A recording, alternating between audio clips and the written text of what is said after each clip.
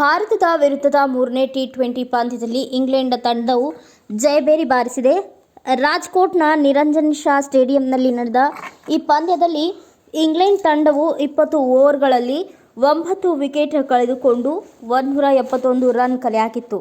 171 ರನ್ಗಳ ಗುರಿ ಬೆನ್ನತ್ತಿದ team India ಯಾವುದೇ ಹಂತದಲ್ಲೂ ಪ್ರತಿರೋಧ ತೋರಲಿಲ್ಲ. 5 ಪಂದ್ಯಗಳ ಸರಣಿಯಲ್ಲಿ ಭಾರತ 2-1 ಮುನ್ನಡೆ ಸಾಧಿಸಿದೆ. ಅದರಲ್ಲೂ ಸ್ಪಿನ್ನರ್ ಆದಿಲ್ ರಶೀದ್ ಅವರ ಎಸೆತಗಳನ್ನು ಎದುರಿಸಲು ಭಾರತೀಯ ಬ್ಯಾಟರ್ಗಳು ತಡಕಾಡಿದರು. ಪರಿಣಾಮ 20 ಓವರ್ಗಳಲ್ಲಿ 9 ವಿಕೆಟ್ ಕಳೆದುಕೊಂಡು 145 ರನ್ ಬಾರಿಸಿ ಟೀಂ ಇಂಡಿಯಾ 26 ರನ್ಗಳಿಂದ ಸೋಲೊಪ್ಪಿಕೊಂಡಿತ್ತು. ಭಾರತ ಸೋತರೂ ಟೀಂ ಇಂಡಿಯಾ ವಿಶೇಷ ದಾಖಲೆ ನಿರ್ಮಿಸಿದ್ದಾರೆ.